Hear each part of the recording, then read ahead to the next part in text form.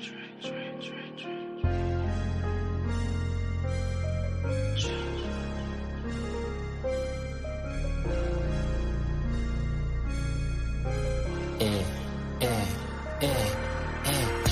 I come to your city, I'm a new score.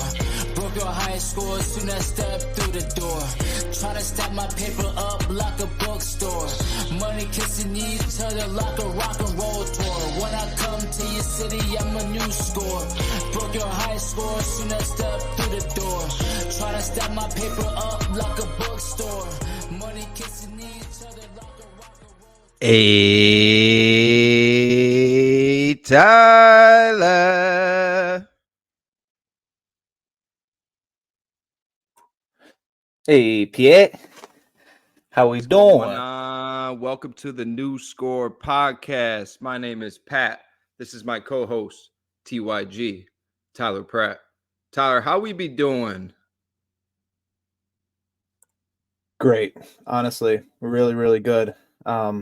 Thanksgiving is almost here. Almost here. It's in the air. I can feel it. It's contagious. It's contagious. How about you? I'm doing great. We got a fabulous episode. We got 2 new segments to introduce to the people. We want to wish everybody a happy Thanksgiving. We got our week 11 recap to go through, a little bit of a Thanksgiving preview and some say it and grade it as well. So we got an absolutely packed episode. If you're on YouTube right now, don't forget to like and subscribe. Follow us on Apple Podcasts and Spotify. Get at us on Instagram and Facebook. We appreciate the support. Thank you very much for listening. Tyler, anything you want to add? Sorry. No, new mic. New mic. Same old drink, baby. Brown water. Cheers, mate. Yes. Cheers, everybody. By the way, another thing I always forget about every year is Thanksgiving Eve. It's really not a thing, but it's a thing unofficially, right? Everybody goes out and gets fucked up. A couple buddies asked me today what I was doing. I was like, oh, bro, I forgot all about that. I forgot all about it. Every year I do the same thing, and I act surprised every year. But I don't know. You got anything going on tomorrow? Yes, I do. Yeah, it's gonna be fun. It's gonna be a fun few days. I'm looking forward to it. Well, Thanksgiving is gonna be a great week. We got Ohio State, Michigan Saturday. Your boys will be on a live stream right on YouTube for Ohio State, Michigan Saturday at noon. Check in on YouTube because Tyler's Michigan Wolverines, my Ohio State Buckeyes are battling best rivalry in sports. And winners going to college football playoffs. So we're excited for that. We got a bet actually going on where we ordered some shirts today. So if Michigan wins, then I'm going to have to wear a Michigan shirt on next week's episode. And then when Ohio State wins, Tyler is going to have to put on an Ohio State shirt for the entirety of next week's episode. So I'm looking forward to that, Tyler. I mean, come on now. Who do you think's really gonna be wearing the shirt? You or me? Let's be honest. You. Marvin Harrison, baby. Oh, yeah. Victory. Are we going to go over that game today? We could if you want to, but I just want to make sure that people know there will be a live stream on Saturday, and it's going to be rowdy. Yeah. Oh, by the way, our first actual live stream. So yeah, first live stream ever. That'll be dope. Yeah, not much to go over in this other than Michigan defense is a dog, full of dogs over there, and their quarterback's a little. Yeah, McCarthy is. That game against Penn State, bro, they ran the ball fucking 30 straight times. They didn't even throw it. But that was mostly due to their right tackle. They had no faith they could get that guy blocked over there. But also because they know they can't throw. Yeah, they struggle a little bit there sometimes. But, it's going to be a hell of a game. I fully expect that. Because last year I don't want to say it wasn't that close, right? Yeah, we won't talk about last year or the year before. Right. So I'm just riding the high right now. That's all. Yeah. I want to get onto these segments, Tyler. Let's get right through it because we got a lot of games to go over tonight. Let's get to say it and grade it. Thanksgiving edition. Tyler, I want to know. We've never spent Thanksgiving together before, so I don't know like what you're really into as far as the food goes. I mean, everybody has their different preferences when it comes to that. Mm-hmm. It's all delicious and it's the best holiday there is, in my opinion. Yeah. But Tyler, say it and grade it. Let's start off with Thanksgiving turkey. Has to be. I mean, I'm a big turkey guy, so I'm an A. I'm giving that like turkey white or dark. White turkey with that gravy, A. And if it's anything less than an A, I hate to break it to you guys, you're not cooking it right. So it's an A, baby. Yes. What's next? Yeah, white meat.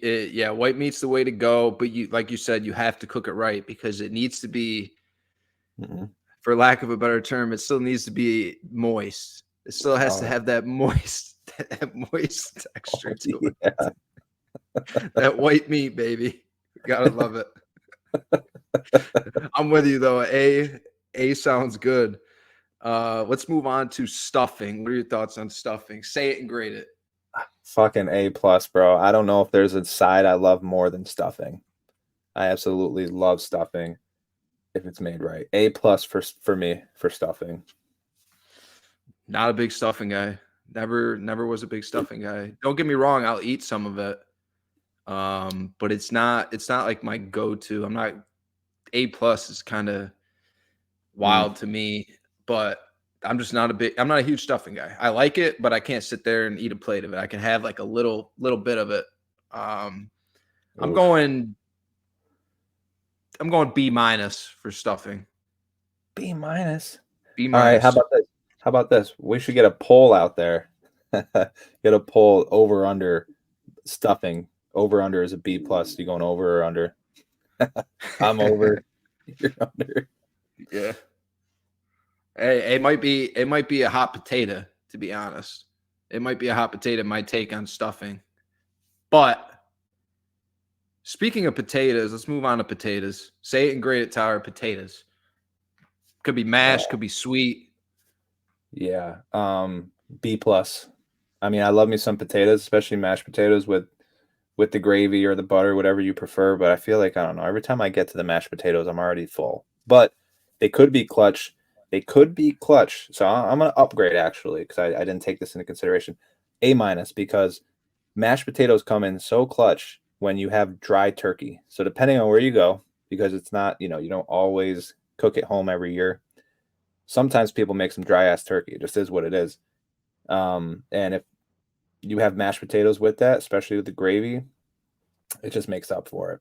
So the mashed potatoes can come in real clutch.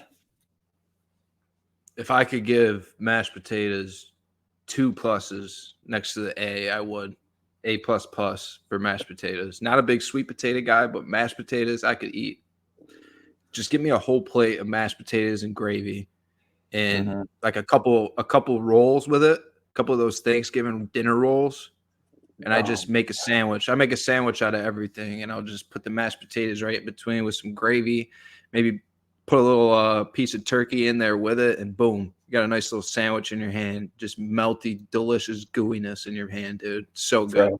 Bro, if I went to if you had Hawaiian rolls, rolls baked just right, I could eat a plate of that with a side of mash. Like main entree, Hawaiian rolls, scoop of mashed potatoes, and I'll be Gucci. So good. What are some other sides you like? I personally like mac and cheese any day of the year, so that's a good one to me. My mom makes, shout out mom, she makes this cheese souffle. I don't know if you've had it, Tyler. I don't think you have, but she makes this cheese souffle, and it's a recipe from my grandmother. And this shit is literally like the best thing I've ever had in my mouth. It is so fucking good, dude. You're telling me so good. had food with Sharon. She's never made this for us. You know, you're gonna have to take that up with her. But I corn too. Forgot about corn. Corn's a great go-to on Thanksgiving. And then the rolls, man. The rolls you just have to have them. Have to have them. Can't go. Any other sides you like? I'm not a cranberry sauce guy. What are your thoughts on that? No, we do good sides like a green bean casserole. That's fucking fire. Shoot, what else do we normally do, especially since Dave was dating Angela and they bring over some sides that we normally don't have. I'm trying to think, but yeah, the green bean casserole is fucking bomb. Damn, what else do we normally have? Oh, they made this fucking sweet potato, but it was like marshmallows on the top with like sweet potato underneath. It was mashed or whatever. That was really good. That was fucking really good. We had that last year. So this year we're having appetizers because apparently, I don't remember this, but apparently I complained there weren't enough appetizers last year while we were watching football. So here we go. Way to be that fucking guy. Dude, I'm not gonna lie. I do like to have a little snack with my drinky poo. So call it an app, but we're gonna get the hookup this year. I'm gonna send you everything, but we're gonna get the hookup this year over at the Pratt household. Word. Hey, let's end it off. Say it and grade it, Tyler. Pie. B. I'm not a huge pie guy, especially on Thanksgiving. I'll eat a piece of what is it, sweet potato pie or no? What am I thinking of? Pumpkin pie. Pumpkin, yes, sweet, yes. A piece of pumpkin pie with some whipped cream is solid, but I'm always so full by the time I get to the pie that I can't even properly enjoy it. So B for me, but I'm sure there's going to be a lot of A's out there. I'm just not part of the majority on this one. Not a pie guy myself. I'm going B- again with the pie here. There's just better dessert options. I like to call it dessert. There's better options out there, than pie. So maybe if you got me like an ice cream cake on Thanksgiving, I mean, it doesn't have to be pie. Give me like a nice ice cream cake. I'm good with that. Or maybe just a scoop of vanilla ice cream, make it a brownie sundae. Now we're talking, but not a big pie guy unless it's a peanut butter pie. I've had peanut butter pie I like. I've had Oreo pie that I like. I'm like a 12-year-old when it comes to my dessert. So the ice cream cake. Yes. Let's move on. Let's move on, Tyler, to a new segment that we are going to present to the people. And that segment is called Stay or Fold. Stay or Fold is, Tyler, you're at the table, or, in this case, you're an NFL organization. I'm going to go through a list of quarterbacks in the league right now. And I want you to tell me, if you were in those shoes, are you going to stay or are you going to fold? Starting out, Tyler, I want to start out with Sam Howell, the Washington Commanders. Stay or fold? Stay. Easy stay for me. I think Sam Howell has shown he can ball. I mean, he has good pieces around him. He just doesn't have the coaching, in my opinion. Besides Bieniemy, I mean, Bieniemy has been great. Obviously, you've seen the fruits of that this year, but stay. Yeah, I'm right with you on this one. I'm sure there might be one or two we disagree on, but Sam Howell, I'm staying. I've seen that arm talent. I've seen the throws that the dude can make. He's a young quarterback. His first full year starting in the league. He's going to make mistakes, especially playing on a team with, like you said, their coaching hasn't been great. And we're going to get to that pretty soon here. In a defense that's just bottom 5 easy in the NFL. Not a good defense. The guy's up against it every single week. So he's going to make mistakes. He's a young QB. That was a real shocker, them losing that game to the Giants, though. I mean, those amount of turnovers just can't You can't overcome that. So that's something he's going to have to clean up. But I like what I see. I like what I see from Sam Howell. Like, eye test. Yeah, that guy, he's got an NFL arm. He could play in the NFL. He could be an NFL start quarterback. Some of these guys that we're going to talk about, you watch it and it's just not there. You don't see that ability, that arm talent, that Sam Howell has. And you can see it by how the coaches will call the game. They're going to protect the quarterback who's they know is not very special. They're going to not take many chances with him. But Sam Howell's got free reign to do what he does. He's slinging it, and he's going to throw some picks. So that happens. And their O-line stinks. But that's it for Sam Howell. Yeah, so bad. Let's move on to Tyler. Stay or fold Kenny Pickett, Pittsburgh Steelers. Stay. With an asterisk. I want to be clear about Kenny Pickett. He's in our proverbial doghouse right now. Like, I don't know if there's going to be another week this year. There probably will be, honestly, but it's going to be hard. It's going to be tough to put our money in Kenny Pickett's hands again. But in my opinion, I don't think in their situation that it is just Kenny Pickett's hands. It's also Matt Canada. Like, you go 40 straight games without a 400-yard game, total offense, not just passing, total. Matt Canada's offense under Pittsburgh has now gone 40 straight games without a 400-yard game. Those obviously are not all Kenny Pickett. That's about, I'd say, a third of those are Kenny Pickett, maybe closer to half, but not all of them. So I know that the Steelers haven't had the best quarterbacks. Big Ben at the end of his career was not good. Then they had Mitch Trubisky and now Kenny Pickett. But it's like you had a good run the last 7, 8, 9 games of last year to give your team a shot at making the playoffs, and then you do a complete one and you digress or you go backwards this year. So I don't know, but I say stay with Kenny Pickett one more year, but give him a different OC. Like, the Steelers should take a page out of the Bills' book. Just fire Canada got fired today. Oh, yeah. I love it. I fucking love it. I didn't even know. Here we fucking go.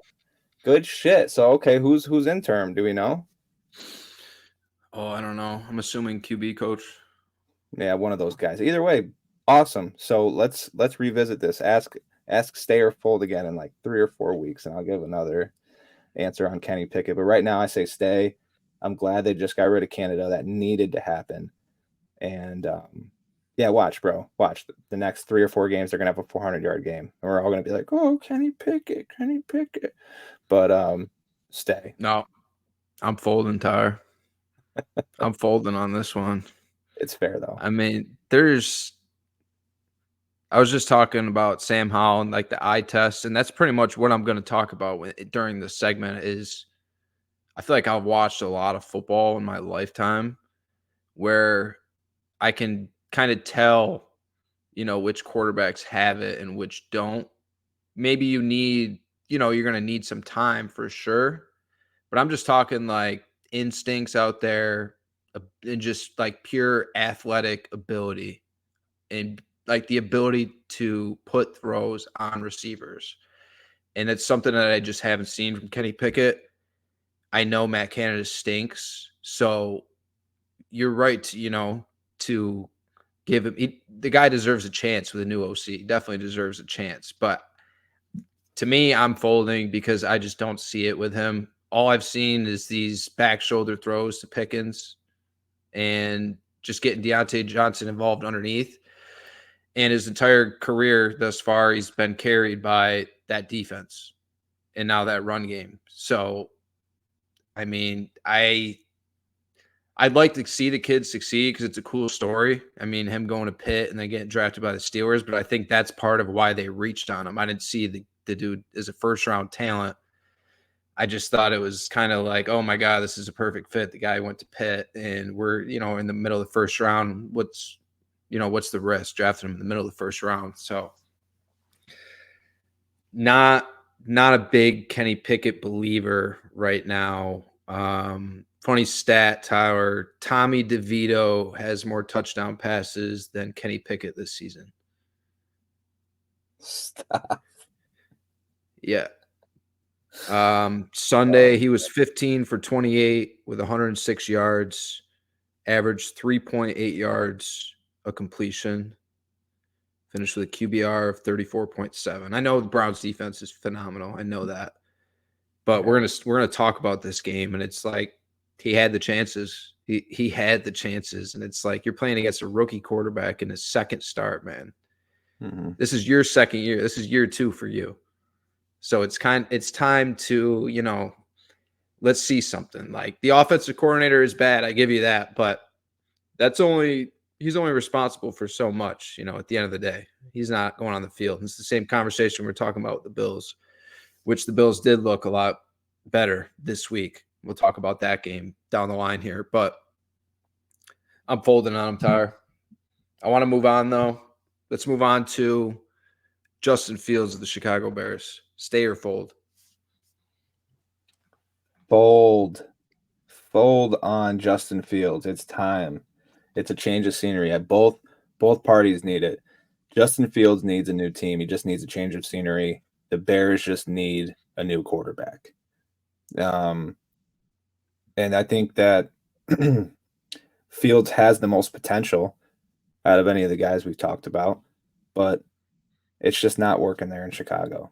I mean, Chicago, I think we've talked about this with Todd too. Like they just need like a whole new staff. They need a new everything. So take one of those top picks, get one of these studs coming out of the draft, ship Justin Fields out for good value.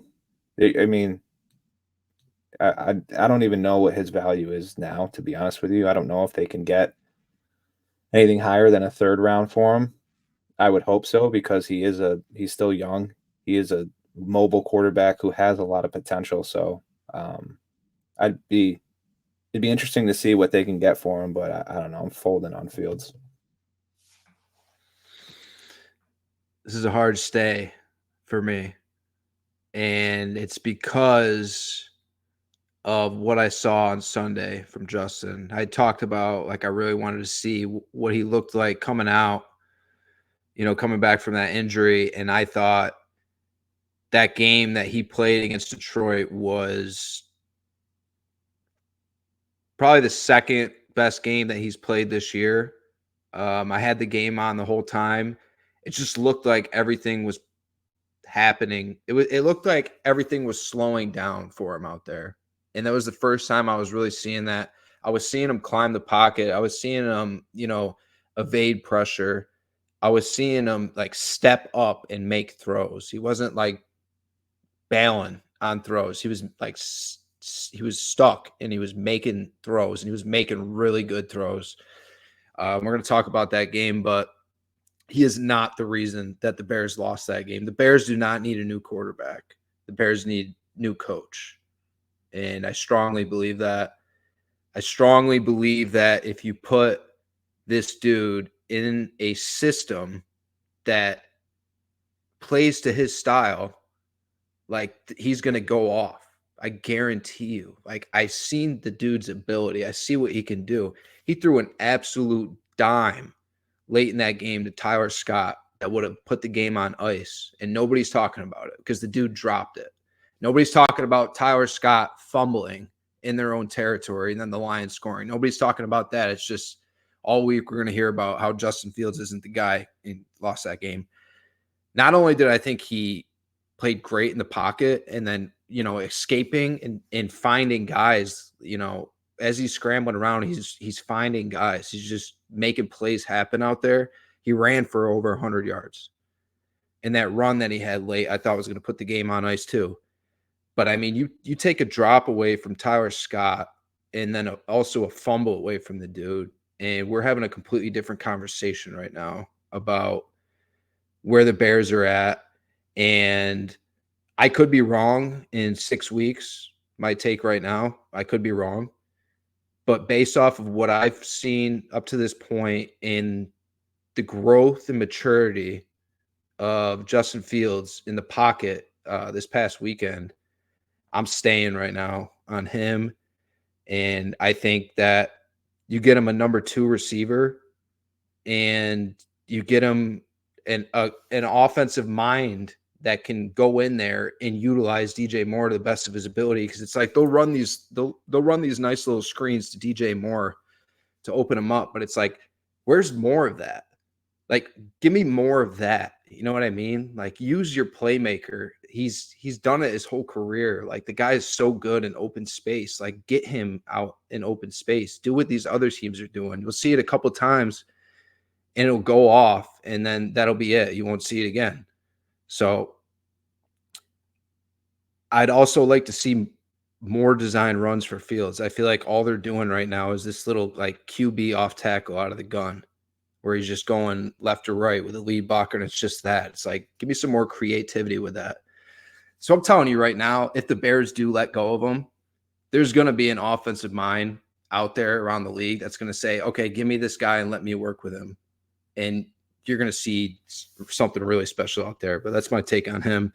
Tyler, let's move it on to stay or fold Jordan Love. Ooh, this is probably the toughest one out of the bunch for me. I'm gonna say stay. I'm gonna say stay for Jordan Love just because it's his first year. Kind of really being able to do anything, and Watson was out for most of the year. Aaron Jones was out for a little bit. Their offense wasn't fully in sync now. What Aaron Jones is out moving forward too. So, yeah, I don't know. I mean, we don't see Jordan Love this year. I feel like we haven't seen him make just like really stupid throws where we're like, dude, what is this guy doing? I think he makes the right plays. He makes the right reads. I just don't think he's quite there yet. I'd like to see how he does the second half down the stretch of this season. But right now, I would stay on Jordan Love, and I'd like to see him the rest of this year and even next year, and we'll see. I don't feel like LaFleur is in a bad spot there in Green Bay. I feel like he's probably going to be there for at least another couple of years, but we'll see. But yeah, staying on Love. I'm staying as well on Jordan Love.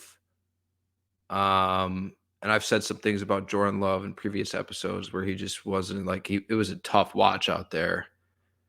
And I also really don't want to overreact to that game against the Chargers because that was his first time throwing for 300 yards. And we're about to get into the Chargers and what's going on over there. So I really don't want to overreact to what I saw from Jordan Love, but you can see it with Jordan Love. Like you could see that ability and that athleticism. Like he's really starting to use his feet more out there. And I think he's gaining like a better comfort level in the NFL.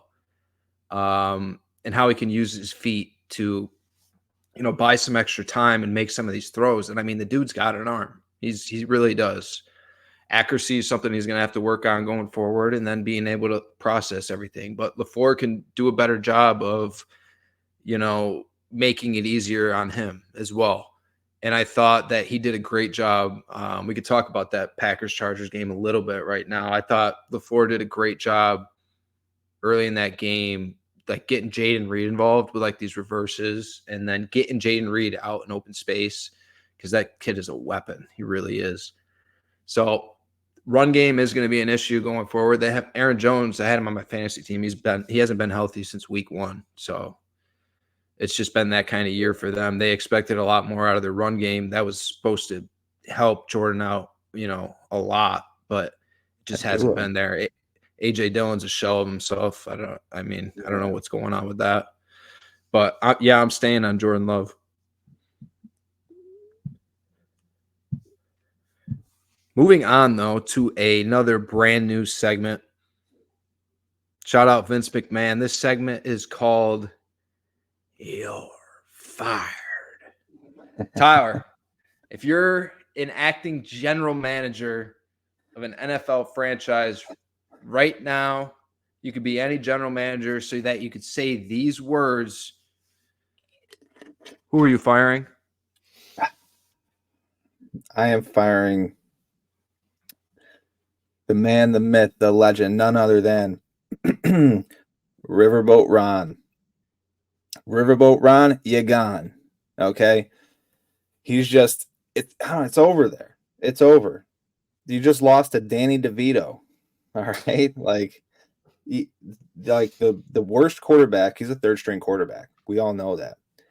And with all the talent that you have on the offensive side of the ball with Eric Bieniemy, you're telling me you couldn't put 20 points on the board against the Giants? I mean, DeVito got sacked, 5 or 6 times in the first half? And I don't know. I mean, everything that 9 times total. 9 times total. Like, I mean, we've gone over in past episodes like his comments and what he says in like post game conferences or at halftime, and he just doesn't seem like he cares. Like, you know what I mean? I think it's time for them to let him go and just give Bieniemy the reins and then just go from there. Like, if you think that there's a better option in the offseason than Bieniemy, by all means, go for it. But I think that Ron's time is up. So without going into crazy detail, Ron, you're fired. Ouch. Oh, man. Mine is something I've talked about, last couple of weeks, and it's just gotten to that point. We just talked about Jordan Love and those Green Bay Packers. What that offense looked like against Brandon Staley's Los Angeles Chargers on Sunday, good God. He is supposed to be your defensive play caller. You hired the dude to run your defense because you have, an all-time talent at QB who played another great game on Sunday. I mean, his receivers had some drops, yes. But Brandon Staley, for what he is giving up as a defensive head coach with that defense, is inexcusable. They're giving up the most passing yards in the league by far right now. They are giving up the second most total yards in the league right now from a defensive head coach. And the Chargers just continue to waste talent year after year because they don't want to pay a coach. They don't want to pay somebody in there to come in there and establish a good culture, a good winning culture. Yeah. They'd rather go cheap. And this is what you get with Brandon Staley. The dude is a bum. He gets lit up by Jordan Love, an offense that has not been doing shit. We talked about last episode how the Packers offense has been pretty unwatchable at times this year. Mm-hmm. And then here we go. They're playing the Chargers, and you got guys running wide open in the middle of the field. Yeah. It's just inexcusable. It really is. Second highest paid defense in the league. To be putting up those statistics, it's inexcusable. I don't know what the hell happened with J.C. Jackson, but they just got rid of him for nothing after bringing him in on that contract. What happened there, Brandon Staley? Like, what the hell is going on? And we talk about these drops. Like, yeah, those drops were huge. Huge in that game. They really were. But you ever think, like, things like that just continue to happen to teams that don't believe that they can win football games? Because we see them in all these close games, and they always end up losing. And a big part of that's coaching. It really is. Like, to lose that many close games, that tells you something. And when you look at that roster and you see that record, that tells you something. So I'm sick of seeing it. I really am. Like, Justin Herbert out there balling, dude. His coaching's letting him down. It's just him and Kellen Moore out there. I mean, Eckler fumbled as well. It's a vibe thing right now. This team doesn't think they can win, and it starts from the top. And then the dude has the balls to unleash on a reporter who's asking him if he's going to continue calling defense plays. Like, yeah, dude, you should be checked. You should be checked every single week for giving up what you've been giving up. And you're going to disrespect that reporter for doing their job because you can't do yours. It's fucking bullshit, dude. Brandon Staley, you're fired. Get him out of there. Get him out. I'd like to see Kellen Moore get an opportunity. I don't honestly. he's my boy because he's from Dallas and he did a great job there. I don't know if he's actually ready for a head coaching opportunity, but like I remember he was interviewing before Dallas extended him the last time around. He had the Miami interview. They went with fucking I don't know McDaniels, and then he had an interview. Yeah, he had an interview with another team. I can't remember who it was. And then he had the Boise State head coach option, but he chose to stay with Dallas. I thought there was a part of me that was like, he might go to Boise State and coach those boys up out there, but he stayed. And I think he wants a head coaching spot. He picked the perfect team to go to. Great weapons to work with on the offensive end, and Staley's a bum. So he might just sneak his way in there. You never know. Anybody, dude. Anybody at this point, for real. That's fair. But hey, that was it for the debut of You're Fired. Maybe a Trump. You fired. You fired. You fired. You fired. Fucking Trump. All right. Let's get into this week 11 recap. Tyler, I want to do what we did last week. Let's start it off with the primetime game. So let's start Monday Night Football. Super Bowl rematch. Philadelphia Eagles pull it off on the road at Arrowhead, 21-17. As we're going through these primetime games, so I take notes on all these games Sunday. Just got a notebook that I fill up everything that I'm seeing, everything that I'm thinking, and then I take a break for primetime. So these are just going right off the top of my head right now. Off the top of my head, what I could think of going back to last night's game is early in that game, the Chiefs' O-line and D-line were dominating that game. So going into last night, I was watching the pregame show, and they asked Marcus Spears. Yeah, Marcus Spears. They were asking him who he thought was going to win the game. And he said he was picking the Chiefs because of their O-line, D-line. I just thought in my head, I was like, that's interesting. You know, going into this game, I would have, you know, put the focus on like the Eagles O-line, D-line taking over that game. But like first half of that game, Chiefs O-line and D-line, they were dominating. The Chiefs were absolutely dominating up front, and, you know, it translated to the scoreboard. Mm-hmm. They were really, you know, doing whatever they wanted on offense for a minute there. I thought Pacheco was running really well, as he usually does. Love that. And then Mahomes is spreading the ball around on the field, and the Chiefs look like, you know, at one point it looked like the Chiefs were just going to roll them. Mm-hmm. And then in the second half, you really saw the Eagles defense flip a switch. They really did. And I forgot to even mention Chiefs defense played so good too early in that game. You could really see, like, damn, if their defense can stay like this with, you know, what their offense can do, this team is like freaky. And they were putting it on the Eagles early in that game. But what do the Eagles do? They bounce back and they respond, and the defense turned it up in that second half. They didn't give up any second half points to the Chiefs last night. Just completely, we're going to get into, you know, part of the reason why. But overall, for the Eagles to be dealing what they're dealing with, you know, in that secondary, they're kind of doing like I saw Bradley Roby out there playing for him last night. So it's a makeshift secondary right now, and they're doing what they got to do to win games. And they just keep winning games. They really do. So credit to them. Jalen Hurts is an absolute dog. He really is. That third and fourth. So I want to talk about momentum right now. I want to talk about momentum and the difference in the game to me, and then I'll let you take it over, Tyler. Difference in that game last night to me was that drive where Mahomes just made an unbelievable throw to Justin Watson over the top and on the sideline. Amazing throw. I think I think Troy Aikman jizzed his pants, honestly, after he made that throw. Such a good throw, though. That was a crazy throw. Later in that drive, dude, it's third down, and they're creeping up creeping up in Eagles territory, 3rd and 4, I want to say. And he throws quick slant to Justin Watson right in his hands, and Watson drops it. And the Chiefs have to punt. And at this point, they were up 3, and now you have to punt instead of, really taking some time off the clock and going down and potentially scoring there.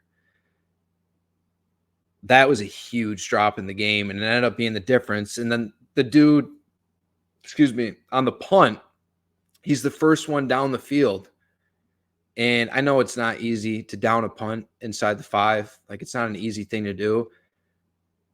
But you're also already in their territory, so you're not running very far. And the guy was just clueless where the ball was. He could have easily downed that. It was a phenomenal punt. Could have easily downed that punt inside the 2 and completely lost it. Eagles get the ball at the 20 instead of, the 1 or 2 yard line. So I thought those 2 plays from Justin Watson were just huge.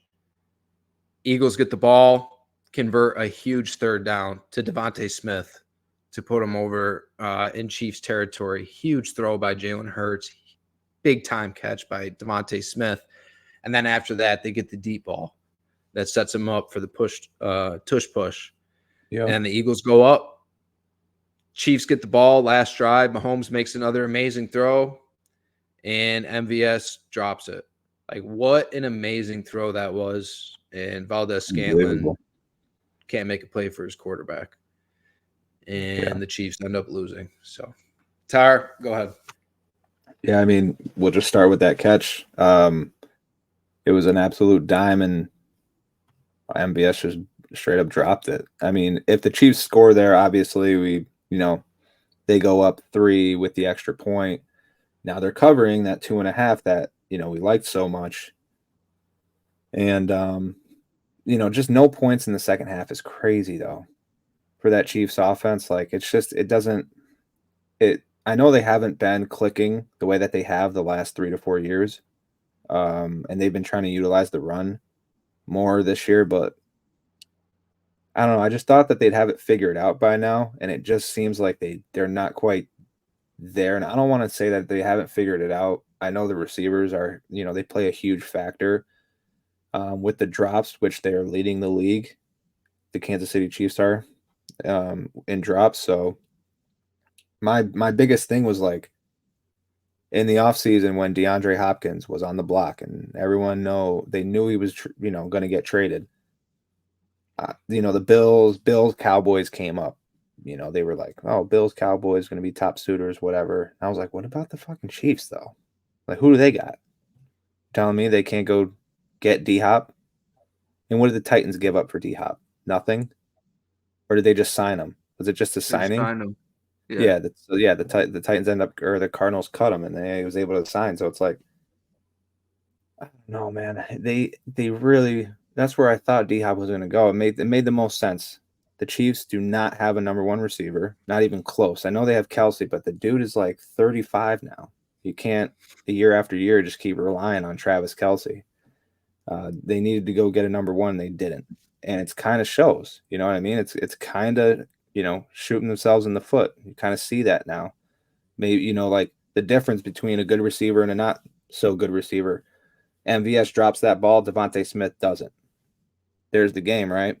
Now, let's say MVS catches the ball, they score a touchdown. Does that mean they win the game? Not necessarily. The Eagles were playing great in the second half. They could have went down, kicked the field goal to tie it up, or even scored themselves to win it. But that's just a huge drop in a really big situation in a game that obviously meant, I think, a lot to both teams. So, this could very well be another Super Bowl matchup. I think it's going to be the 2 teams to beat in the AFC are the Chiefs and the Ravens. The 2 teams to beat in the NFC are the 49ers and the Eagles. So those could be the championship matchups, and then you never know. But yeah, that was a tough beat in the end.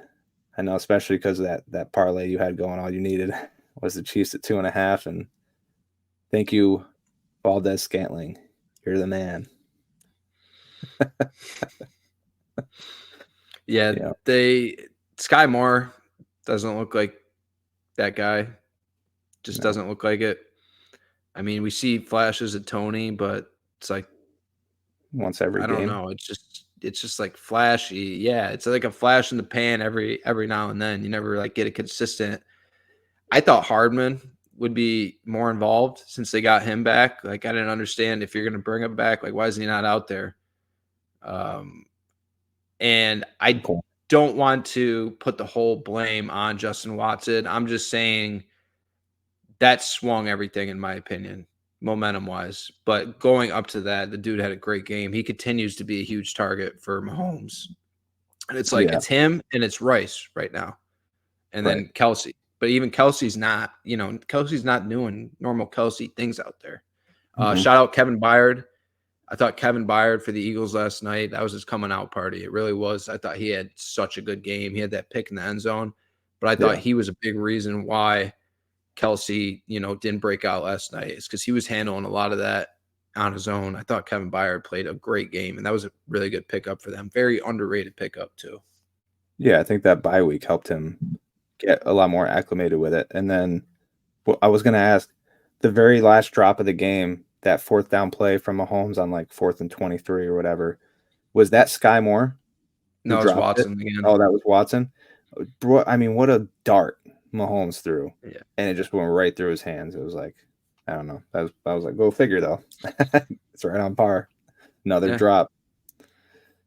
I mean, imagine putting the ball on the money, like he did. Those two throws, putting the ball just perfect spot, and guys just can't come up big for you. I mean, that's tough. That's really tough for him going forward. Like, I hope he, still has that confidence in those guys, because that's a big letdown, from a quarterback when you make those kind of throws and then your guy can't pick you up as a receiver. That's tough. But let's move on to Sunday night. This was a really fun game. Denver Broncos pull it out at home, 21-20 against the Minnesota Vikings. I thought the Vikings looked really good in that first half. That offense, the way they were running the ball, they're really getting this run game with Ty Chandler going. And then Alexander Madison continues to fumble the football. It's been an issue all year. And that was the difference in the game. Vikings had 3 turnovers, and that ended up being the difference. Dude, Russell Wilson right now has 19 touchdowns, 4 picks this year. Like, I know I've said that he's washed in the past, but like he's a different guy right now, than what we saw last year. And I'm sure a ton of that has to do with Sean Payton, as we've talked about, like how great of a coach he is. And again, shout out Sean Payton for turning this team around. Like, the Vikings were on a roll and they continue to win. That's 4 in a row now for Denver. So they're sitting at 5-5, just like that, in the thick of it. And that defense, dude, that defense for Denver, I said Minnesota was getting it going early in that game, but that's 2 games in a row for Minnesota where they started out the game pretty hot and then didn't look the same. And like I said, those turnovers really killed them. But Denver's defense, this McMillan kid, I've talked about him before. He's D-back, came out of nowhere. The dude's balling in that secondary for Denver. And those linebackers, I really like those linebackers, Josie Jewell and then Singleton. Those guys are just flying around. They're so physical. I think that defense is really fun to watch. And obviously you got Surtain, who's, I'm sure he's some people's best corner in the league right now, the way he looks out there. Shut down Diggs last week and then goes out there and balls again. I know the Vikings didn't have JJ back, and he was supposed to be, but either way, shout out to that defense for doing it. And then Russ has the game-winning drive in the end. He's really starting to build something with Courtland Sutton. That connection is really nice to see. And Courtland Sutton continues to make big-time catches in big-time moments. And Russ is getting the job done. So good for him. Yeah, I mean, I didn't actually get to watch too much of that game. But it's just, it kind of just all comes, I think, the credit to Sean Payton, who, like you mentioned, turned the team around. I mean, we were kind of looking at the Broncos and saying their defense was a joke through the first 6 weeks. They were on a historically bad pace. And now we're talking about how we like to watch them. So it's just a crazy turnaround. Russell Wilson has been good all year. Just to be fair, he's been good all year. He hasn't really had very many bad games. Yeah, he's not going out there and throwing for 300 yards a game. He's usually somewhere between like 150 and 220. But if you're winning ball games and you're not turning the ball over, and you've got a 5-to-1 ratio as far as touchdown interception, like you're gonna be in good company. So I think that they got something good going right now. Hopefully they can sustain it and, make a run, because I don't think we have a whole lot of faith in some of those teams that we thought were going to be in the thick of it going forward. I don't think that they're going to be anymore, like the Bengals, unfortunately, and possibly maybe the Steelers. But yeah, no, and I'm just glad to see that, Dobbs is still making it interesting over there. Especially once JJ comes back, it's going to be interesting. So, but yeah, I don't really have a whole lot to talk about with this one. But the Vikings covered. That's all you need to know. They're still elite covering the spread, even with Dobbs. Couple things I forgot to mention. Broncos red zone offense. I know they scored late, which was huge, but that red zone offense just continues to be awful. Will Lutz he was 5 for 5 kicking field goals. They sent him out there 5 times to kick field goals because they just can't get it done in the red zone. So that's something they're going to have to get straightened out if they want to be a serious competitor, or serious contender going down the stretch. You got to clean it up in the red zone. Yeah, you think the Saints missed that guy? Yeah. Their kicker was a groupie. Yeah. Bad. Yeah. Bad. Sorry, for sure. No, you're good. Alex Singleton, as I mentioned, looks great. He ended up with 16 tackles out there, Tyler. And then McMillan, his name's Jaquan McMillan, had interception out there. So that's it for that game. Let's take it back to Sunday. I want to start out with Chicago Bears, Detroit Lions. Lions win 31-26. Already talked about Justin Fields, earlier, what I thought of his performance. I thought he wasn't the one to blame at all. I thought he showed some true signs of growth out there. I really do. Looked really good out there using his legs, I think. And everything, just like I said, seems to be slowing down for him. He's processing the reads. He's making the throws. He's making accurate throws. This guy's just got to catch the ball for him and hang on to the ball.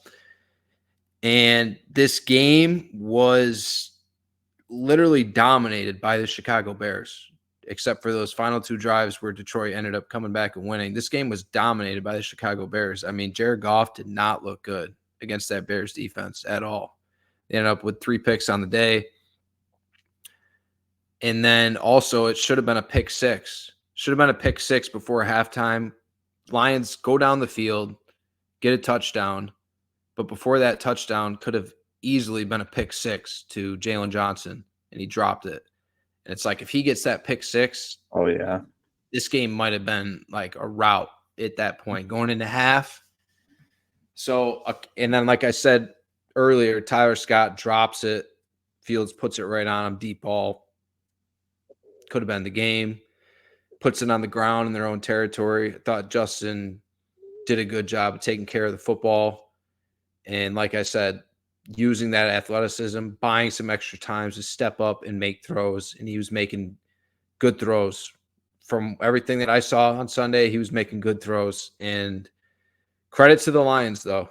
I mean, they found a way. They found a way to get it done in the end. Like, Jared Goff did not play well that entire game. But if you give Jared Goff, opportunity after opportunity, and then you're going to play this soft cover 2 before halftime and let him go right down the field without pressuring him, he's going to slice you up. He's going to slice you and dice you. Did it then, and then he did it last 2 drives for them to win it through great ball. It's so fun to see Jameson Williams back playing football. That dude is so fast, so good. And Goff made a great throw to him.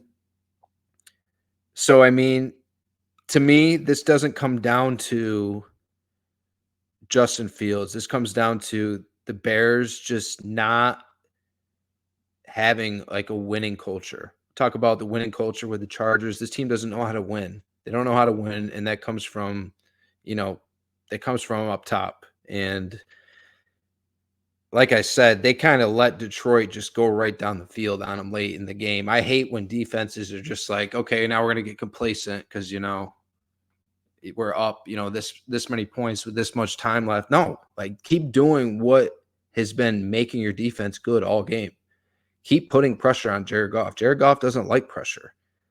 Like you can't take your foot off the gas now that, you're in this situation. Keep doing what you were successful doing doing the first 3 quarters of the game.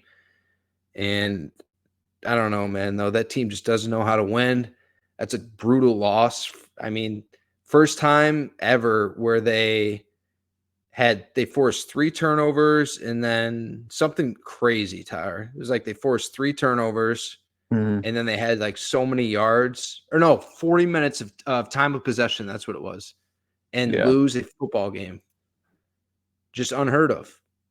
And I'm sorry, that has to do with coaching. It really does. I thought Justin did his part out there. I thought that defense did their part, and then they gave it up in the end with some soft ass coverage. But what are your thoughts on this one? Yeah, that statistic you're talking about is it was something crazy of like teams in the Bears situation winning that turnover margin and having time of possession and yards and all that. Teams were like 360 something and 8. It was like something crazy, just 300 plus wins and 8 losses, and the Bears are now the 9th team to lose in that scenario. So they're now part of that minority. And I want to say this, which I think people understand, but some people also forget, is that a bad team is not necessarily full of bad players. You can be a bad team and have good players. Look at the Chargers. Look at the Bears. Like it mainly, as you pointed out, comes down to coaching and the culture that they build. If you're not coming to work and making everything, easier for your team, right? So the coach's job is to make Justin Fields' job easier, make the O-line's job easier, make the running back's job easier. If you're making your players' jobs harder, you're not going to win. Flat out. You have to make it easier on your players in order to win ball games. The Bears just don't have it this year. You know what I mean? They like I talked about Justin Fields earlier. I think he's a great talent. I like him a lot, but like I said, I folded on him. Like it's just time. The Bears need to switch it up. They need to do a whole reset. Keep a lot of the good guys that they have. They want to stick with Justin Fields, fine, but you got to get a whole new coaching staff in there. On the flip side, we saw Goff play probably his worst half of football in that first half, especially at home. That was very surprising. Normally he is lights out at home, and he covered 11 straight against the spread at home, and this one he didn't, but which they almost did. The Lions almost came back and covered the spread. If that offensive lineman didn't accidentally kick that football out of the back of the end zone on that safety, dude, Hutchinson might have jumped on that, and then all of a sudden the Lions cover, and you're like, holy shit, dude. A game they should have lost, they end up winning by 10 plus. Like, that would have been absolutely crazy, but would have been an all-time bad beat for whoever bet the Bears. But yeah, I mean, the Lions show like Dan Campbell's probably going to win Coach of the Year. The only person who's going to win it over him would be D'Amico Ryans. But yeah, I mean, they're 8-2. I don't know when the last time the Lions even had 8 wins was. I thought there was some statistic today too, or that I saw the other day that was crazy for the Lions. But they're about to, they're on their way to getting a bye. Isn't that crazy? The Lions are on their way to getting a bye in the playoffs. I can't imagine that they're gonna end up losing too many more games throughout the season. I have to look at their schedule. I don't think it's too difficult. But yeah, it's going to be an interesting race between them and the Niners for that number 2 spot. I don't think the Cowboys end up competing for that, but either way, good game, crazy stuff. Bears stink. Lions are good. It's good to You see. mentioned that. Yeah, Montgomery did look good. Gibbs looked good again. Like we talked about, those two. That's a weapon to have. Talk about being able to run the football in the playoffs, helping your quarterback out. Got it with those two guys. I did want to mention that lineman that did kick the ball, Darnell Wright, their first-round pick, looks like an absolute stud of a hit, for a draft pick. And I think that Bears O-line, they got some young pieces on it. They got to figure out their center. And I know Todd talked about it. They had some real issues with their center, throwing guys in there this year. So I like where that team is going right now.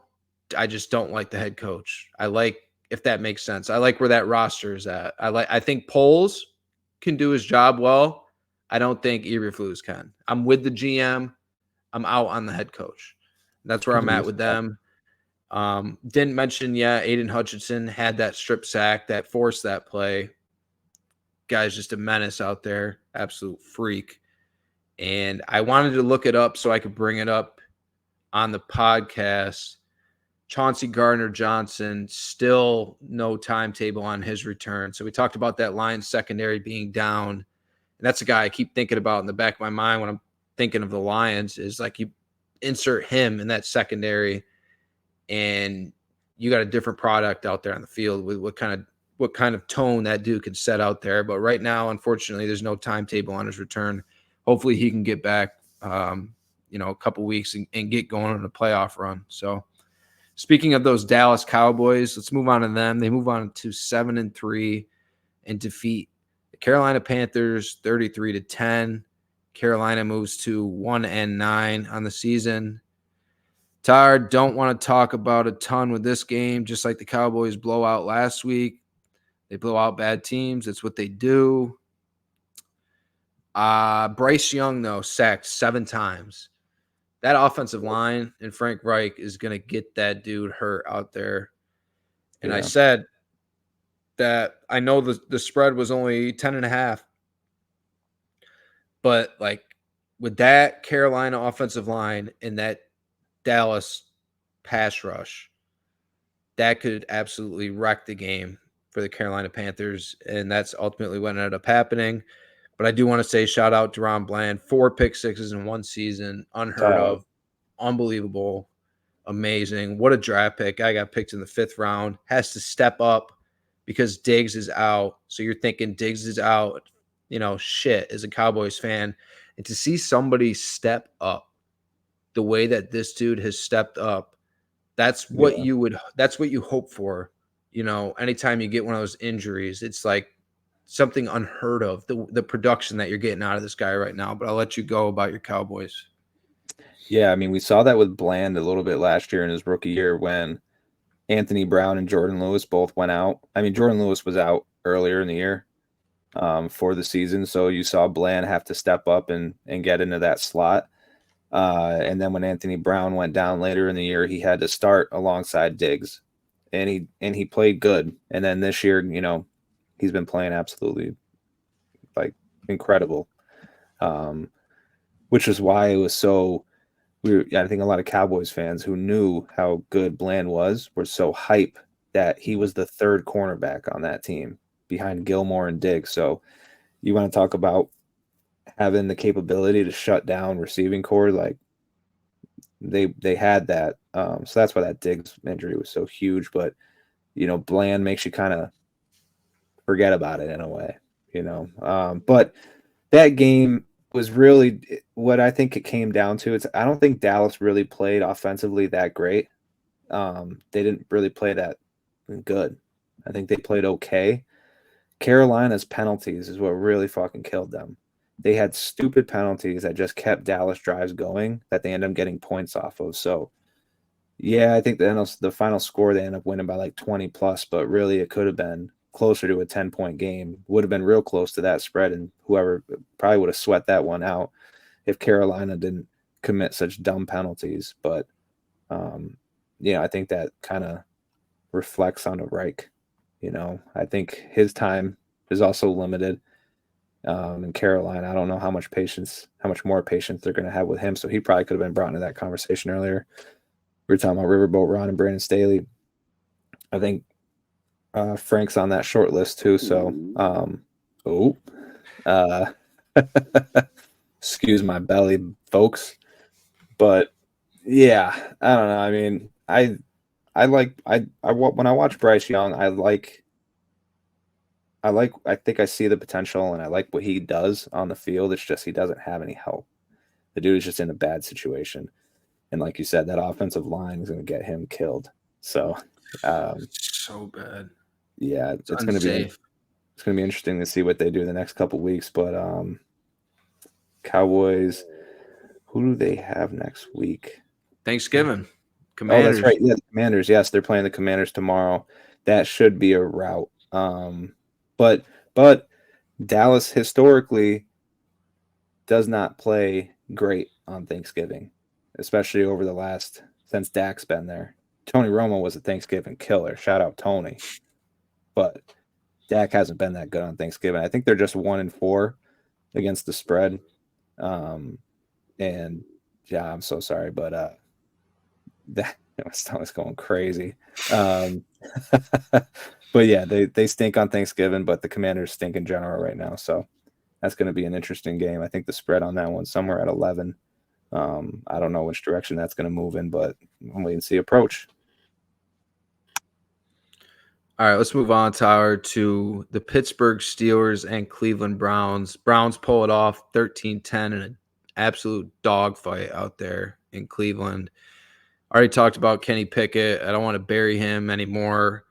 This was a battle of field position, and the Browns ended up winning that battle of field position. It was that simple. So many times I was waiting for that Steelers offense to pick that defense up, and just didn't happen outside of Jaylen Warren. Jaylen Warren, what a game. They need to feed that dude the ball like 3-1 ratio to Najee at this point. 100%. Like he's that much better. I don't care when you drafted Najee Harris.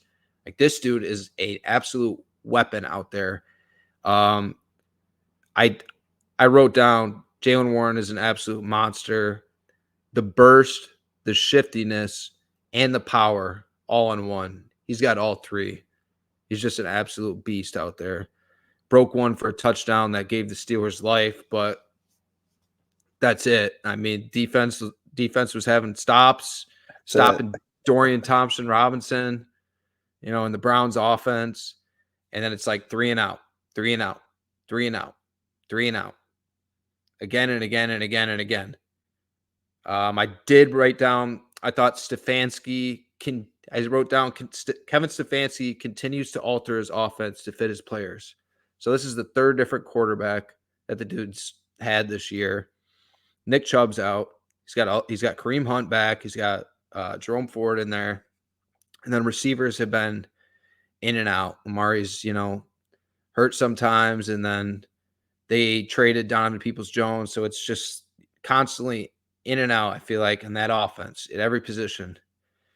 But the one thing that remains intact is that offensive line, who is elite, and Kevin Stefanski, their coach. And I think Stefanski continues to talk about coaches, particularly offensive coaches, seeing what you have, in an offense, seeing what you have talent-wise and utilizing those talents the best to those players' abilities.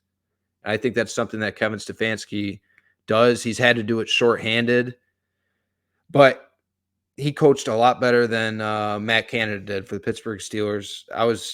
What did I write down about that Steelers offense? There's just no creativity. He's gone now, though. There's just no creativity. Continues to be no creativity.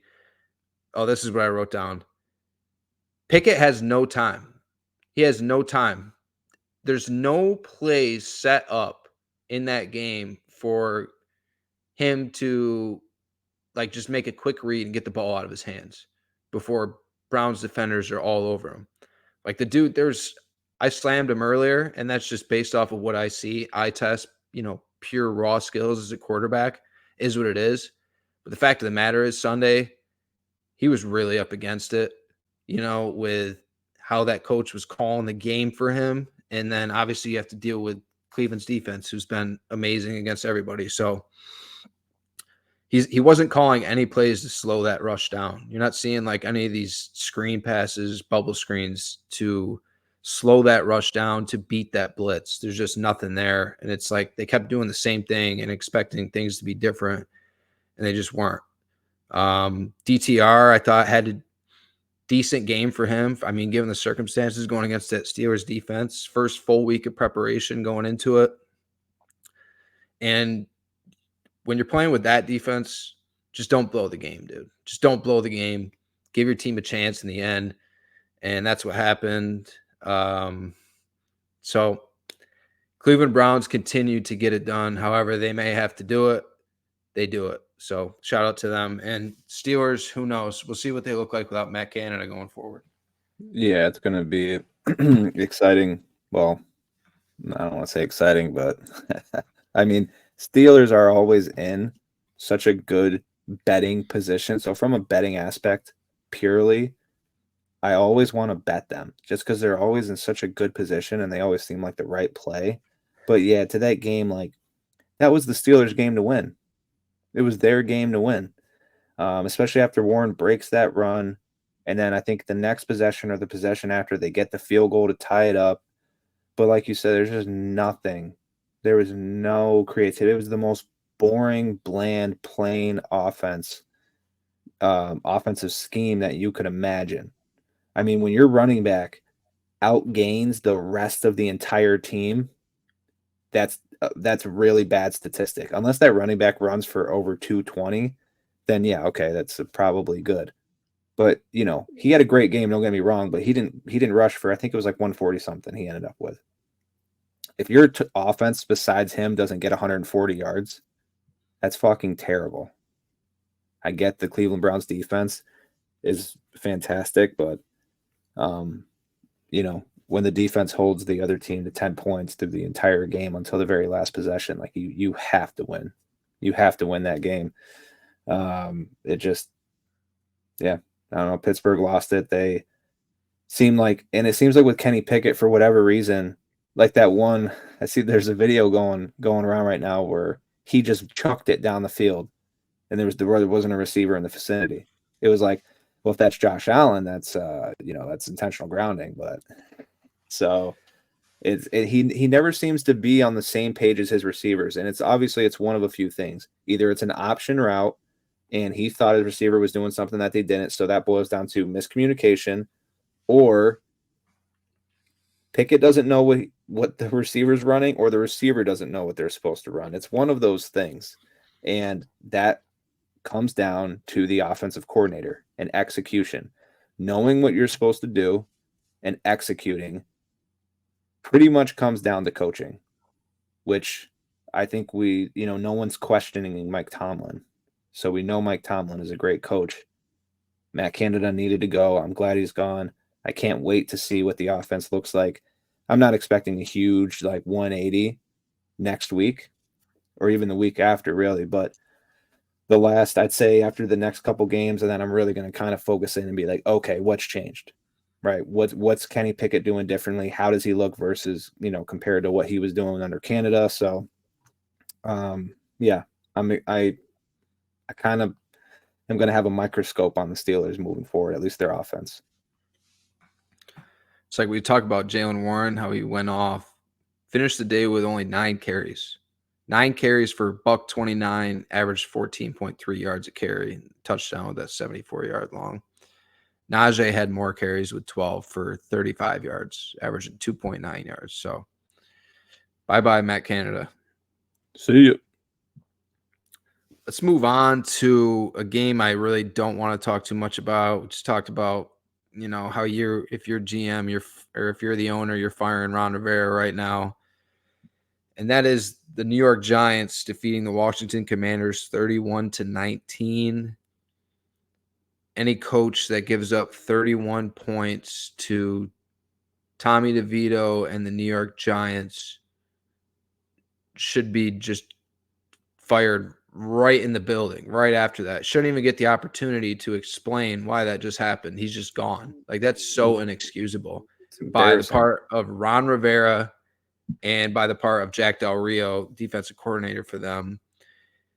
The Commanders were sitting at 4-6 going into this game. This is a must win for you. You already got beat by the Giants once, and you lose to the New York Football Giants twice. You get swept by them, an offense that looked like a JV offense going against like a varsity football team. That's what it looked like last week against Dallas. And that's how it has looked. Their offense has looked so bad. And for them to come out, I know they got a pick six. Shout out to Isaiah Simmons. But to give that up to Tommy DeVito, it's inexcusable. Dude ended up 18 for 26 for 246, 3 touchdowns, no picks. Got sacked 9 times and ended up pulling it out still. Both these O-lines are really bad, though. Both these quarterbacks, I wrote down in my notes, these quarterbacks are going to get killed out here. Like, the amount of hits both of these guys were taking. And I don't want to shit on Tommy DeVito. We've talked about him in the past, and it is what it is. This was the game of his life. And for the Washington Commanders to be that team, to give that up, that says a lot about them, where they're at as a team. We know their defense stinks.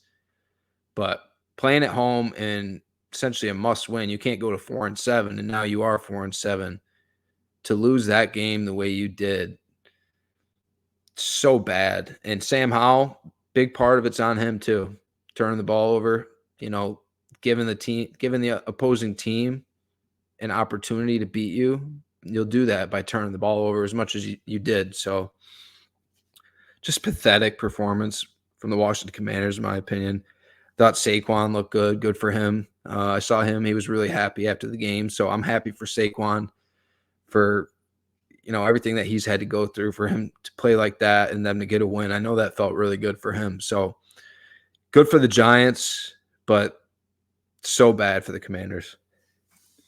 Yeah, and the Commanders just continue to play to like their opponent, to the level of their opponent, right?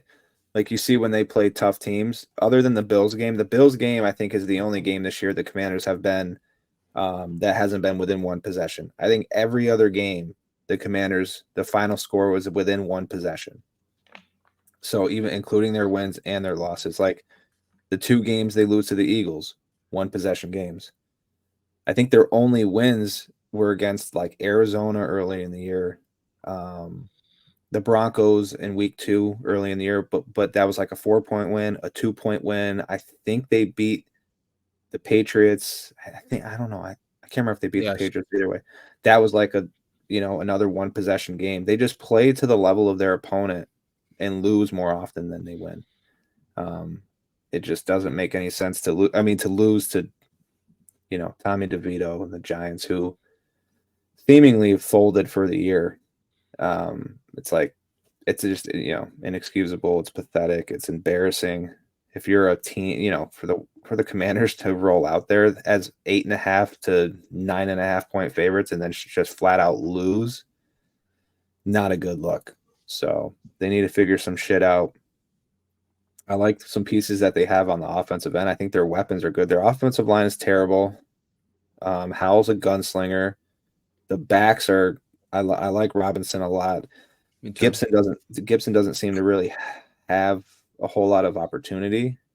I think that's just because they want to give Robinson the ball as much as they can, and then the other part of that, I think, is that they're throwing it all the time because they're normally down. So, which I like their receivers as well. Their defense needs help, to say the least. That D backfield is atrocious, in the words of Matt Mattis. They're atrocious. So we need to see which. By the way, obviously I'm a Cowboys fan, so I do not mind the Commanders just sucking ass at all. I really don't give a shit, but it is tough to watch sometimes, and I just like to watch good competitive football. I'm not really a huge hater, so I do hope they figure some things out. Because watching Sam Howell with a a solid offensive line, if you give him some more time in the pocket, and then the Commanders actually have a decent defense, they can win some ball games. You know what I mean? Like I said, aside from that Bills blowout loss, every game they've been in this year, they've been in every single game. They just, find ways to lose, kind of like the Chargers. So, yeah, I don't know if the Giants win another game the rest of the year. I think because they already played the Commanders twice. So. That's a good point.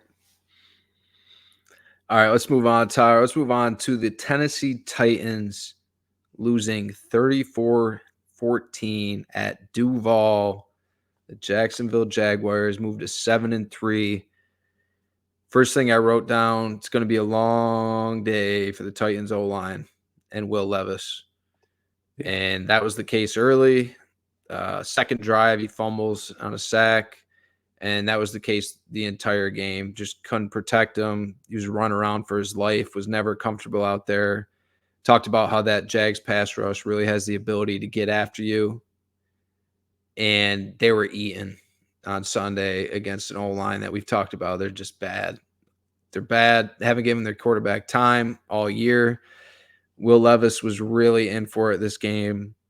But talking about the Jags, they marched down early, got that touchdown to Ridley. Ridley ended up having 2 touchdowns. Great for him to see. Want to see more consistency, though, from Calvin Ridley. Like, we see this, against certain teams, and then we'll see him disappear. Like, give me that Calvin Ridley all day, every game. You know what I mean? Like, give me that, and give me Ingram and Kirk and Zay Jones.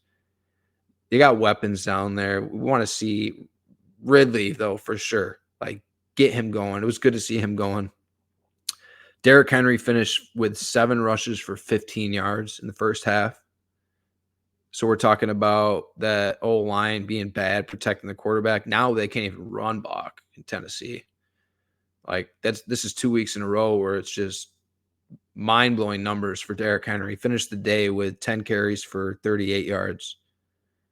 So there's just nothing there right now for Tennessee. Not even – they should have traded Henry.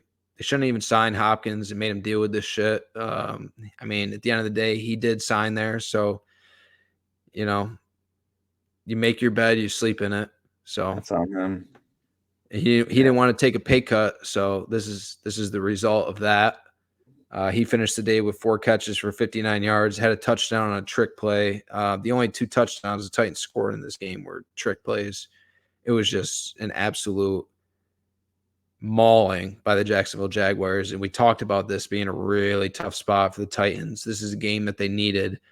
And going into Jacksonville after Jacksonville got humbled last week by the Niners, this was such a bad spot for the Titans. And we saw they weren't even able to do it against the Tampa Bay defense, so they certainly weren't going to do it against the Jags defense.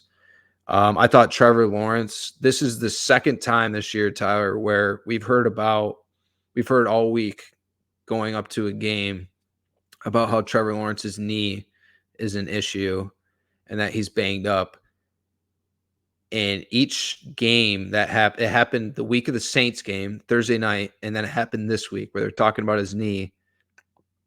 Both games, dude came out and made it a point to run the football. He really did. Really got his legs involved. Ended up he was running all over the Titans defense. And like, if you get Trevor Lawrence doing that on you, good luck. Because you got to stop that, and then you got to stop ETN, and then, oh, by the way, you got all those weapons. That's really tough to stop if Lawrence gets going on the ground like he did. I thought he played a great game. It was a great bounce back game for him. But, I mean, again, it's against the Titans. So I want to see, going forward, I want to see this offense going against better teams and playing better. I know they play the Texans coming up. The Texans defense isn't great, but that should be a very fun game. Very fun matchup. Texans already beat them once, so can't wait to dive into that game when we do eventually. But good for the Jags getting back on track. That's all I got. Yeah, that's going to be a huge game for divisional purposes. Like, if the Texans win this one, they have that head-to-head on Jacksonville. So, I was going to say, did you know that Philly offered Tennessee a second for Henry? Yeah, offseason. They offered, I don't know what else, but a second for Derrick Henry, and Tennessee turned it down. Hindsight, I don't know if that, I'm assuming that was before they made the Swift trade, but yeah, so we almost had Derrick Henry in an ugly ass Eagles uniform. So that would have been crazy. But we sometimes talk about teams having this window, right? The Super Bowl window, and that Jacksonville's, in my opinion, is like dwindling. They have a very good all around roster right now, and some guys on their rookie deals that is just not going to last. Like Josh Allen, this is his last year there. They need to re-sign him. They haven't worked on anything yet. It's possible he gets franchised, but they have some really good pieces on that team that they're going to need to spend money on to retain. ETN is going to be coming up soon. Zay Jones, they're not going to be able to keep him for cheap once his contract's up. There's going to be teams throwing money at him. Calvin Ridley, I'm sure. Did they work out a new deal with him in the offseason? Ridley. I want to say it was when they. I don't know if it was when they traded for him. They worked out a deal. I can't remember, but at some point you're gonna have to pay that guy even more. I'm assuming. Yeah, I know Christian Kirk's locked up for I think a couple more years, so that's good. Mm-hmm. Evan Ingram's locked up, but he's getting older. He's not going to be able to produce at a high level like he did last year, consistently. Even this year, he doesn't even have a touchdown yet this year, by the way. So, yeah, a few of those guys on offense they're going to have to pay. Defense, same thing. I already mentioned Josh Allen, but they have a really good all-around roster.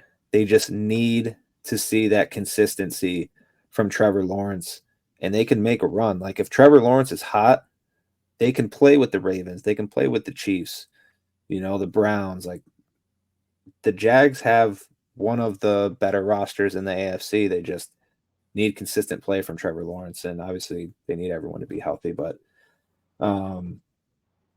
yeah, I took Jacksonville in this one -6.5, but then I threw in to do a same game parlay. I took ETN over 60. He finished with 52 on the day, so that was a bit of a letdown. But yeah, I didn't see Tennessee really making this a close game.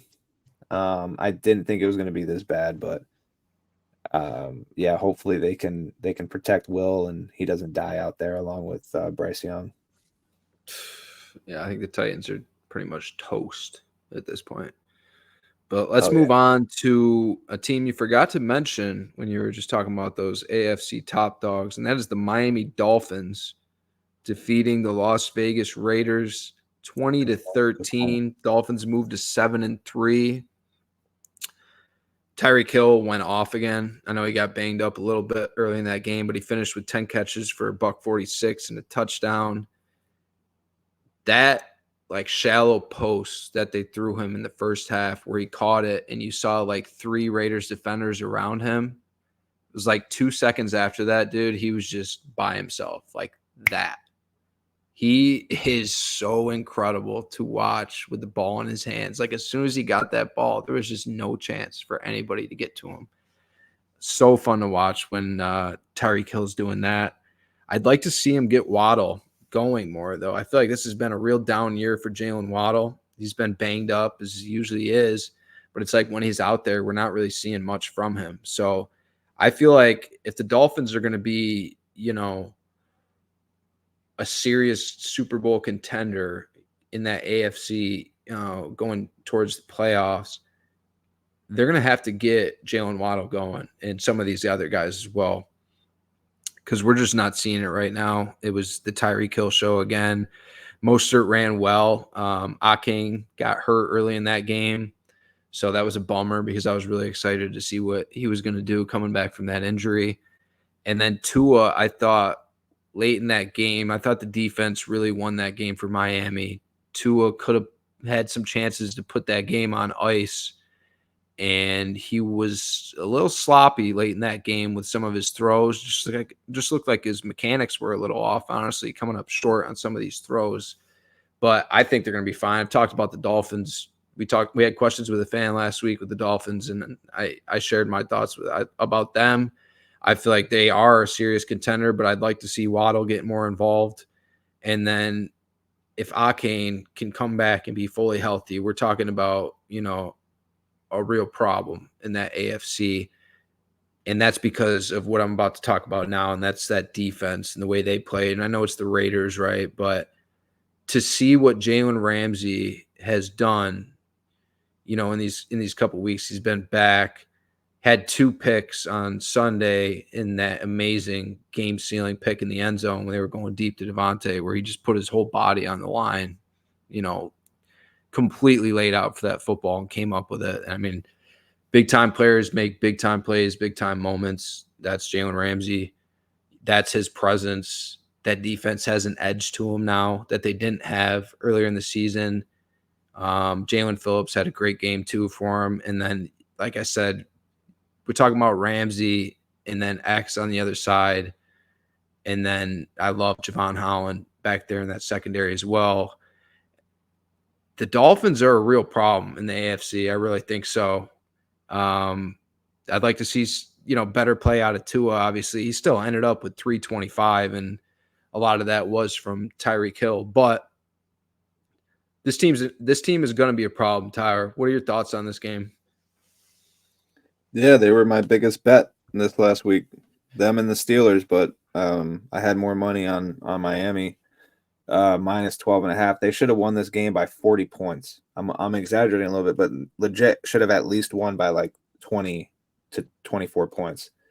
In the first half alone, Miami had 9 possessions without a punt. And they had 10 points? Like, I think the score going in the second half was like 10-7 or maybe it was 13-7. I can't remember, but you had missed field goals from Sanders, which Anthony said that's his most concerned player, the one he texted me right after he missed. He texted me. I knew it. I talked about it right away. I go, there's Anthony's boy. Sanders missing field goals, Tua making some bad throws. They had some fumbling issues early on. They had 9 possessions and only ended up with 10 points. They should have won this game by 20 to 25, 24 points at least. So that was honestly a big letdown. And as I was watching the game, I don't know. I was like, they have everything they need to make a run. It's just going to boil down to Tua. And I think if that run game can, I still haven't seen Jeff Wilson. He's still banged up. He's back, but Ahmed is that guy that's stepping in. I want to see Wilson get involved more. Obviously, Mostert is who he is, and then once they get Akane back, they have a 3-headed, monster, so to speak, at the running back spot, and we know how McDaniels loves to, run motion and run the ball off of motion, and then use that same motion to then run play action off of it. So Miami is just such a more dangerous team when they can run the ball effectively. If they're not running the ball effectively, they're probably in a position to lose the game, right? If Miami's not running the ball effectively, it's probably because they're losing or they just, I don't know, try to throw it too much. But typically I feel like they do try to establish the run. And for the majority of the season, they've been able to do that on a game-to-game basis. But yeah, I think a letdown. I think if this same game plays out 10 times, Miami covers 9 out of 10. This was just that 1 out of 10. We had a little bit of a letdown on, and I think how they play the Jets this Friday, right? Yeah, which is weird. Is this the first time they've had a game on Black Friday, or is it now Indigenous People Day? I have no idea if this is the first time ever.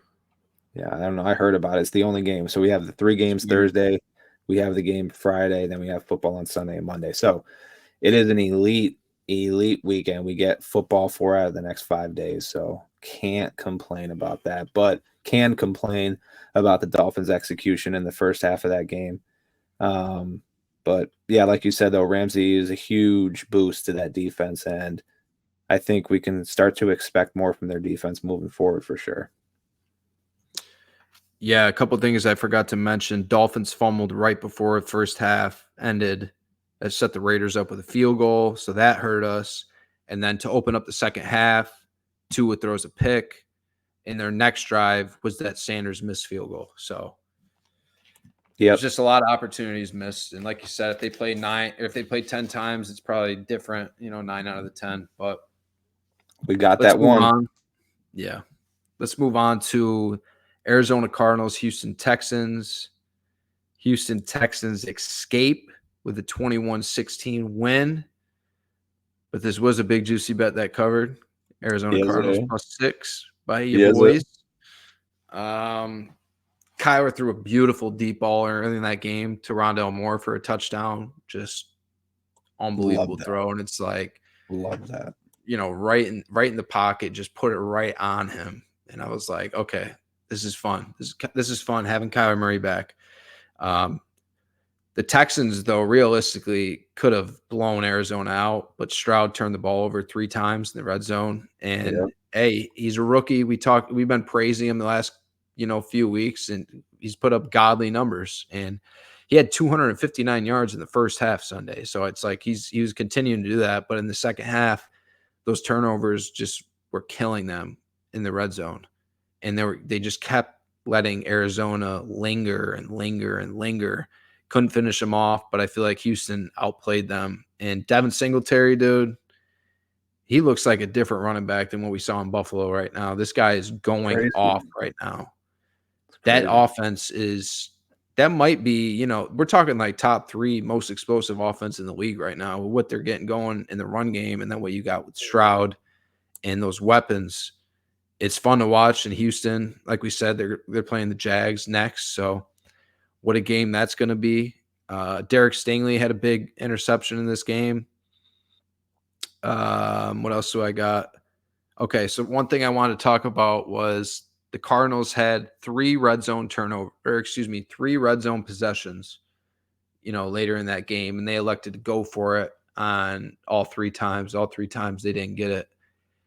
If they would have just kicked a field goal twice, 2 out of the 3, you win that game. And it's just that simple. You got Matt Prater, who's pretty much automatic from anywhere. And they just kept electing to go for it on 4th down. And I texted you. I was like, this is going to fuck us. They're not taking these points. And we're not going to end up covering. We ended up getting lucky because, Houston kept turning it over in the red zone. But it's like if Arizona just kicks 2 field goals, they might end up winning that game. They probably do, honestly. So I thought that was really interesting, something I wanted to bring up. But, hey, Houston pulls it off again, and they continue to win these close games. So for a young team with a brand new culture, brand new head coach, brand new everything, QB, to just continue to win games. Like, we don't care how pretty it is. It has been very pretty at times too. Don't get me wrong. But just to pull out win after win, that's impressive for a young team and a first-year head coach. But go ahead. Yeah, and if Dan Campbell wasn't doing what he's doing in Detroit, like I said earlier, DeMeco Ryans is the favorite for Coach of the Year. Stroud, if I said it, eventually he's going to come down to earth. I think this was his come down to earth game where he threw 3 picks, which is more than he had on the entire year going into the game. It's fun having Kyler back. CJ Stroud, even with those interceptions, like, he still played a great game. Every time you looked, we had that. So the setup that I have here at the house, like, we had the Cowboys game on one TV, the red zone on the main TV, and then we had the Steelers game on another one. And it was like every time they brought up red zone in that game, it was like, here come the Texans marching right back down the field. And it was like, then they throw a pick and we're like, oh, let's go. Cardinals, punt, whatever. Next thing you know, here come the Texans right back down the red zone. I'm like, dude, every time I fucking look at this TV, the Texans are right back in the red zone, right back in the red zone. And CJ Stroud, bro, is just fucking leading them right down the field. And they finally have an effective run game, which once I think is going to be interesting when Pierce comes back. Like, are they just going to give the reins over to Singletary, or if maybe they actually found out the blocking scheme? Maybe they've got the blocking scheme figured out, and Pierce is going to end up, breaking out this year like we kind of expected him to do earlier in the year. So I think that's going to be an interesting scenario, and we'll see how that plays out. If Stroud isn't in your MVP conversation, he needs to be. I don't care if he's a rookie. Kyler Murray makes Cardinal football interesting again. It was boring for most of the year. No offense to Dobbs, it's just how the team was. That interception by why can't I think of his name? Stingley, thank you. That interception by Stingley, what a piss poor effort by Marquise Brown. I mean, sometimes I just get so frustrated watching Brown because it's like the effort that he gives on jump balls sometimes is just not there. It's like sometimes he just gives up on the ball. And all he did was like just reach his hand out for it. Like how did Stingley track that ball better than you did? So I don't know. To me, I was like, that was frustrating, especially because, we had money on the Cardinals. So that might be why. But honestly, that ended up being a great game. And I'm not on this wave that other people are on. Apparently, everyone in the NFL is on this wave of like going for 2 points versus kicking the extra point, going for it on 4th and 5 instead of taking the points when you have an automatic kicker. Like, I don't know. I get the analytics behind it and what the percentages are saying, but it's like, at what point are you going to realize that sometimes points are more important than the first down? Like, okay, let's say you get the first down. You're not guaranteed a touchdown. You might end up just having to settle for a field goal again. And then what? You get to another 4th and 3, you're going to go for it again. So I don't know. Maybe Gannon learns from this. Maybe he doesn't. Maybe he's like, yeah, if I had to do this again, I'd go for it all 3 times again. We'll see moving forward, but I just don't agree, I guess you can say, with the wave of going for it on 4th down so much now, which for some teams, great. They do it well. Dan Campbell, Philadelphia, they have great success on 4th down, but some teams don't. And then it makes you question, why are they going for it? Especially when you have the points right there. If you have a suspect kicker, I get it. If it's 4th and 1, I get it. If it's 4th and 4, 4th and 5, 4th and 6, what are you doing? And then the same thing, when you get a touchdown, you go for 2 points. Why? Why are you going for 2? Kick the field goal. And then if you really want to win the game, go for 2 on the next touchdown. Now, if you miss the first one, now you have to get 2 just to tie it up. So I don't know. It's weird. I don't know if this is going to be a phase or if this is what we're going to be, get used to seeing moving forward, but it changes up betting. That's for sure. All the lines that we liked at, 2.5 to 3.5 are now really turning into like 4.5, 5.5 because of all these teams going for 2 and not just taking the field goal. So it's gonna drive us crazy on bets. I just fucking know it. So, but great game though. Great game. That's a great point because this is something that I've always had in my head for years, but I don't remember ever bringing it up. And I can't stand when coaches jump the gun on going for 2 instead of just taking the points. Like, I think there has to be, like, how many times do we see guys go for 2 and then not get it, and now the other team kicks a field goal and now you're fucked? You know what I mean? Like, how many times does that happen where it's like, if you would have just taken the extra point here, you're still in it instead of it being a 2-possession game now? As far as the 2-point conversion, you better have a damn good play drawn up if you're going to go for 2 when you don't have to. That's my take on it. Like, if you got something that you were going through all week and you're like, there's no way, like, they're not going to stop this, you have like a 90% chance of, hitting that 2-point conversion. You just got something that's schemed up perfectly. That's fine. But some of these 2-point conversion attempts, dude, that I'm seeing, it's like, really? So you're going to have the balls to go for it there, then that's what you draw up. Like, for example, that Broncos game, they were in gun and Russ took it and he just pitches it to the left to Javonte Williams. And I was like, that's your 2-point call, that right there. And I see it from these teams every week all around the league. And it's like, just take the points. And then, hey, if we get to this certain point later down the line, and if you have to go for 2, go for 2 then. So I'm with you on that. But let's get on to Chargers, Packers. Green Bay wins 23-20. I already said everything that I had to say. We talked about Jordan Love. We talked about Brandon Staley and, the Chargers continuing to lose games. That Keenan Allen drop in the end zone was huge. Eckler fumble was huge. And that's all I got. other than what I've already mentioned. I don't want to dive too much more into this game because I don't think the Packers are going anywhere. We know the Chargers aren't going anywhere. So that's all I got. And I also wrote down that Anders Carlson, the kicker for the Packers, stinks. They got to find a new kicker. Yeah, they do. And a guy that I talked about on previous episodes is Quentin Johnston. Like, the dude is so far just not the first round pick that they were hoping he was going to be. He had a key drop in that game too. Couple of them. Herbert laid a beautiful ball, deep ball down the sideline, and it just hit him right in the hands. It was almost like that MVS drop, but not for a touchdown. But it would have been a huge play, and he dropped it. And I was just like, there he is again, Q with another huge drop. Like, Herbert just can't buy a win. Poor guy. He's so talented, and at some point, I really hope it doesn't happen, but at some point, I feel like people are going to start looking at Herbert and being like, yeah, this dude's just a 500 quarterback.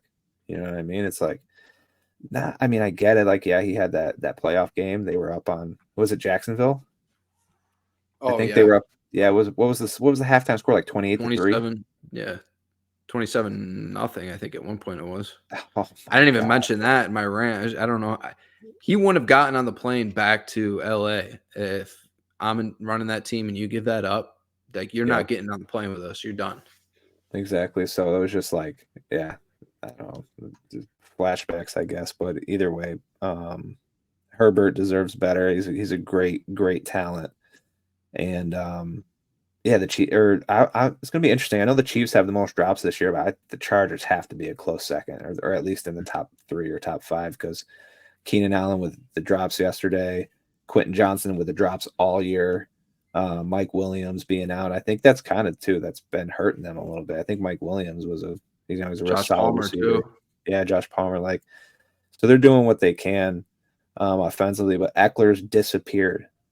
Where's Eckler been since he got, since that week 1 performance? So that's also something I think Kellen Moore has to get figured out on the offensive end as well. But yeah, Chargers stink. Packers kind of stink. Next. Packers playing Detroit Thanksgiving. So see what happens with that. See how Jordan Love looks against that defense. Yeah.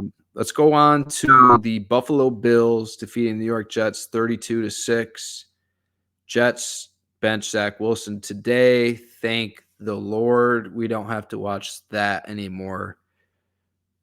He finished 7 for 15 for 81 yards, 1 touchdown, 1 pick, 5 sacks. QBR was 3.7. What? 3.7. 3.7. Bro, get out of here. Thank God it's over, dude. Can't watch it anymore. I don't want to spend too much time talking about the Jets. We know what the Jets are. We know what they are going into this game. They're a great defense that has way too much pressure on them to succeed and, set their offense up in terror. That's the only way the Jets can win is if their special team scores or if their defense gets a turnover for 6 or if their defense gets a turnover in, opposing team's territory. That's the only way they're winning games because their offense is just dysfunctional. It has to do with Zach Wilson. It has to do with Nate Hackett. It's really bad. They brought in Alan Lazard to please Rodgers. Dude looks overpaid. Does not look like a solid number 2 option in the league. I feel like it's just Garrett Wilson out there by himself, and they didn't get the run game established. It was just awful, awful football to watch from the New York Jets.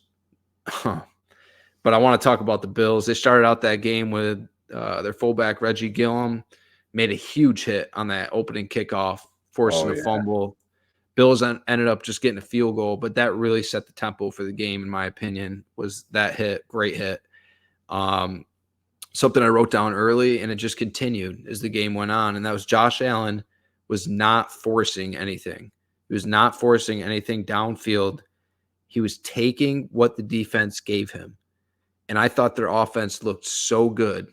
I really did. Their offense looked so good. Whether that was, Josh taking a step back and looking in the mirror and being like, okay, I need to change as a quarterback, or if that was, Joe Brady stepping in and being like, hey, this is what you need to do. This is what we need to run. We need to get the ball out of our hands early, get the ball into Cook's hands early, and let him work with it. They got that run game going again. They got Ty Johnson now, got another running back that the Bills have out of nowhere, and I thought he ran the ball really well. So it's like they got backs for days in Buffalo, and they're all capable. So like I said, story of this game for me was Josh Allen not making that mistake, not even giving the Jets like hope to get in this game. He consistently was making the right decisions with the football, and they were just methodically working their way down the field. And what happens later in that game, you're methodically working the ball down the field. You get that chunk play to Shakir, and he takes it to the house for a big-time touchdown in that game, which, I mean, it was lights out after that for the Jets. It was really bad performance from them. They never had a chance, but story of this game was Josh Allen. I think that was really big for him as a quarterback. Like I said, taking a step back and being like, I don't have to do everything. Like, just get the ball out of my hands, get the ball into these playmakers' hands, and let them do the job. I thought that was great on his part. Rajiel Douglas, I thought, had another great game for the Bills. Jets had to fake a punt to convert a fourth down, and then they got a roughing call. And like, other than that, I didn't see, like, the Jets offense wasn't on the field at all, other than that one drive where, they just got lucky with a fake punt and then a roughing call. One thing I do want to mention, Tyler, that I thought of was that play where Zach Wilson is running towards the sideline and Robert Saleh is there, and Zach Wilson ended up wiping him out. And I was like, if that isn't a metaphor for these two, like, Saleh has consistently, tried to lift Zach up and just be like, we're sticking by him. I mean, he hasn't been convincing to the press by any means, but he's putting the guy, he continues to believe in him. He's putting him back out there on the field again and again. And I just thought that was another example of Zach Wilson running Saleh over on the sideline of, he's trying to hold this dude up. He's trying to prop this dude up, and really make something out of him.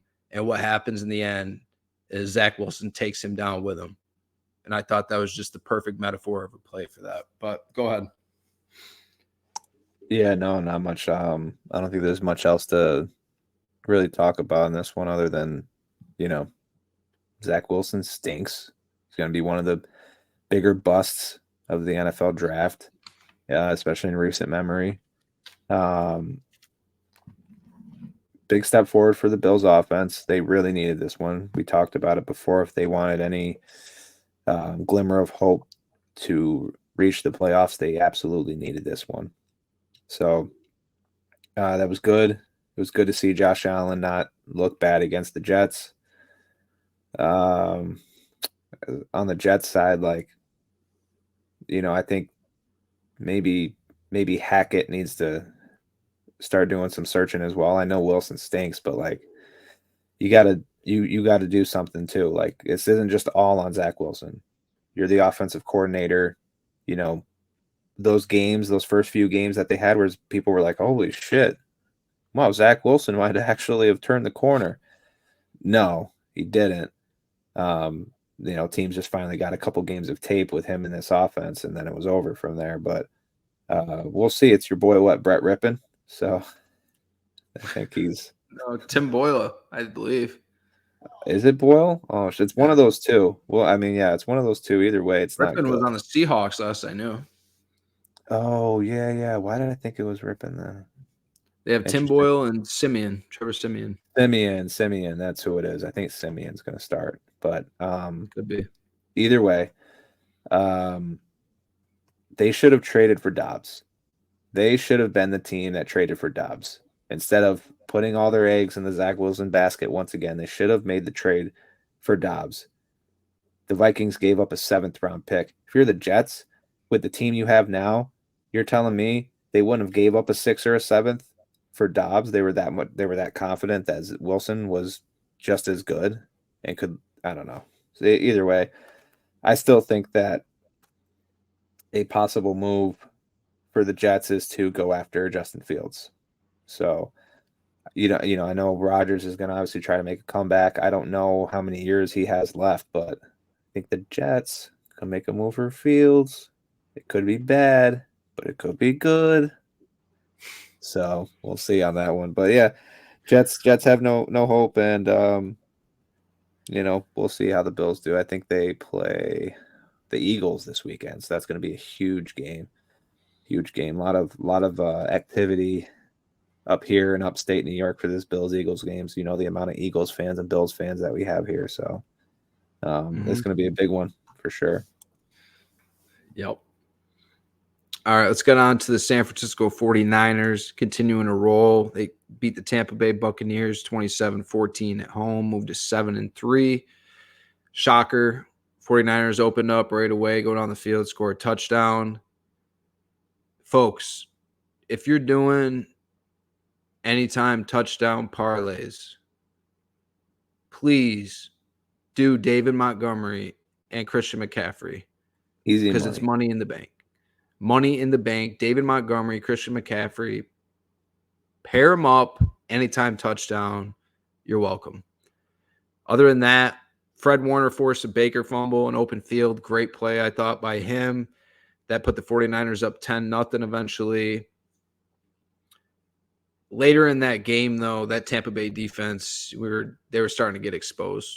I know they looked good last week against the Tennessee Titans, but they were going against, the 49ers this week, and there were just some guys wide open downfield for that 49ers offense, and it was ugly. It got to be 27-7. Credit to the Bucs, though. They did fight back, and Baker continues to do that. Baker continues to just go out there and grind away and make some throws. So I really like what I'm seeing from Baker Mayfield this year. They don't have a great team, down the street here, but I think he just continues to compete out there, and he's made some big-time throws this season. He did enough to win that Houston game a couple of weeks ago, and then their defense gave it up in the end, and that's been a story. Their defense just has not shown up. But, this is nothing unexpected, for us, was the 49ers putting a beat down on Tampa Bay. Yeah, I don't, think I have too much on this. The Niners look like the Niners. And the Bucs have, been okay. I mean, that defense, like you mentioned, just got exposed again. Going against the Titans, we didn't overreact to that for a reason. So, Baker has impressed me, to say the least, this year. I was one of those guys, for people who know me. I was pretty much out on the Baker train. I was over it. I was like, this dude just doesn't have it. He had his time in Cleveland, stunk, and he just never really got it going. So I didn't think that he would be able to do what he's done this year. But I think him and Mike Evans has really built like a real good connection. So I'm happy for Baker, to be honest. I'm happy for him. Anytime you're a number one pick and you don't work out, you kind of have to live with that and carry that weight on your shoulders for pretty much your entire career, then even after that. So I'm happy that he's finding some success in Tampa, and, I guess we'll see how the cards play out for him moving forward. But, Niners look really good. Tampa actually didn't cover. I think this was the first time this year they were undefeated against the spread on the road. I think this was was this a home game for them? Or that was in San Fran, right? San Fran, yeah. Yeah, they were undefeated on the road against the spread, so that was their first L. And I think they were close to covering too. I think they kind of just missed it, but yeah. Either way, happy for Baker, but the Bucs don't have it this year. All right, final game of the episode. My Los Angeles Rams defeat the Seattle Seahawks 17-16 to move on to 4-6.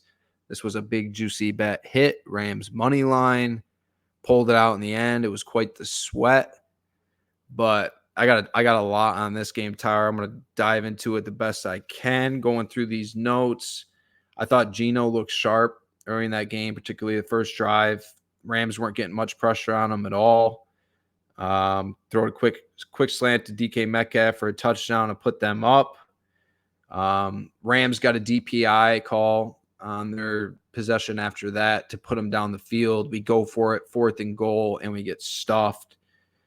I thought that was really going to hurt. I wrote down at the time, Jamal Adams is doing a great job supporting his team from the sideline, just like he's used to doing.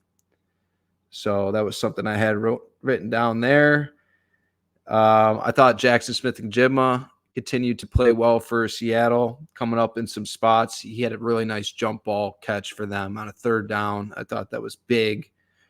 But Kenneth Walker getting hurt in this game, I thought was a real turning point when he went down for Seattle, because we talked about Geno Smith, and we can't put too much on Geno's shoulders if we're the Seahawks and we want to get that run game going. So I thought when Kenneth Walker got hurt earlier in this game, that was a real turning point, because you take him away from what the Seahawks have as an offense, and you can really focus in on some other things.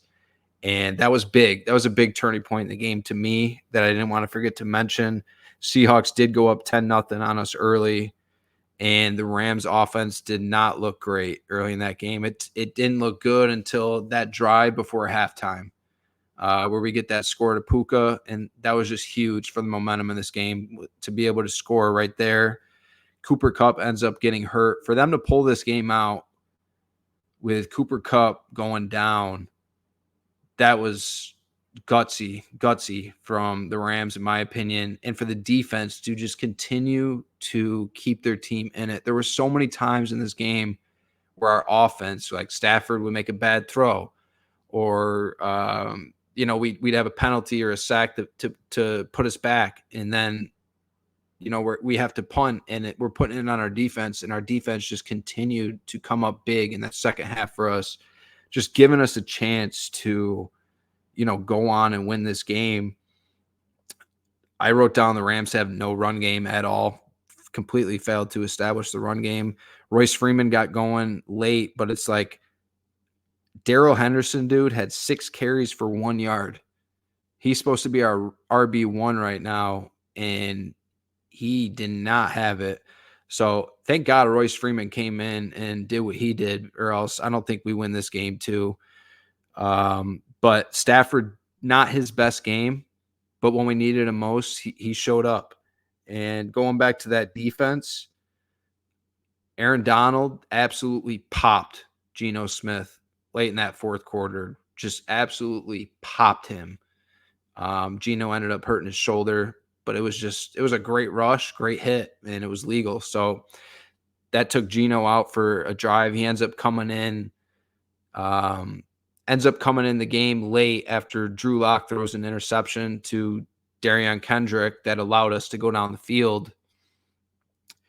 Darian Kendrick's one of those guys on our defense who I've really been excited about. I think he's got a little false confidence to him, but that's something you need as a cornerback in this league, is he feels like he belongs out there. And I see him getting into it with, it don't matter who the receiver is across from him. He's not afraid of anybody. So sometimes that gets him in trouble with some penalties. He did get his 8th penalty this game. That's just, we can't go over the line and cost our team. But I absolutely love the aggression that Darian Kendrick plays football with. And that interception that he had late in that game, we don't win that game without that. So huge play by him. Capping off, like I said, Kendrick has that pick. Stafford gets that big chunk play to Puka Nacua to set us up. And then we start milking the clock a little bit in the red zone.